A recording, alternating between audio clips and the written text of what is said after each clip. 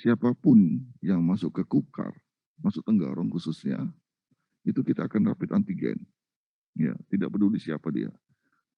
Karena memang setidaknya untuk kasus COVID-19 ini terbanyak jumlah warga Kukar yang meninggal kemarin ya selama pandemi ini yaitu kurang lebih 9 orang. Itu tersebar di 6 kecamatan. Itu artinya bahwa sekali lagi kita tidak dalam keadaan biasa-biasa saja. Karena dalam minggu kemarin saja saya sudah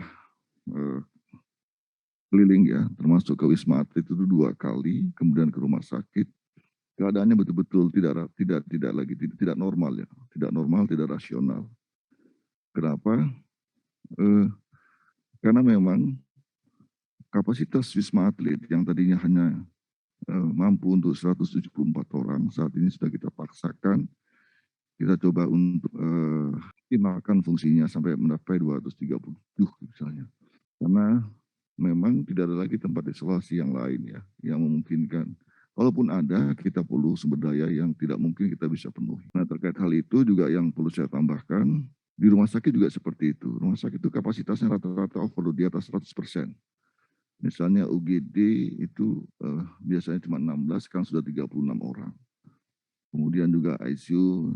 Jadi semua orang, semua di daftar tunggu di luar. Sekarang kita pasang tenda di luar rumah sakit itu. Karena itu kebijakan terakhir kemarin yang coba saya putuskan ya bersama dengan Satgas Covid, siapapun yang masuk ke Kukar, masuk Tenggarong khususnya, itu kita akan rapid antigen. Ya, tidak peduli siapa dia. Karena memang dari rilis Kementerian Kesehatan, ternyata saat ini yang namanya varian Delta, saya juga persisnya tidak tahu seperti apa, tapi dari referensi yang pernah saya baca dan pernah saya ketahui, varian ini lebih ganas dari COVID yang biasa. Sebenarnya dia bisa menyebarkan sampai ke anak-anak. Kemudian juga penyebarannya 70 kali lipat lebih ngeri dari yang biasa. Kalau teman-teman mungkin dengar dan ketahui, sekarang pun kita disarankan untuk memakai masker dua lapis misalnya. Itu juga masih memungkinkan terjadi penularan.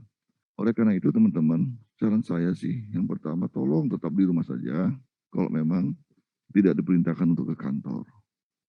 Ya, tidak ada hal yang sangat penting untuk ke kantor. Karena kemarin dari tes swab ya, jadi kita bukan antigen lagi kemarin yang kita lakukan di pintu masuk dekat rumah sakit itu. Siapapun yang datang langsung kita belokkan ke Wisma Atlet, di situ kemudian dicek.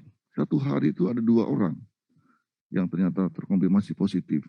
Satu di antaranya sudah dalam keadaan sesak nafas ya.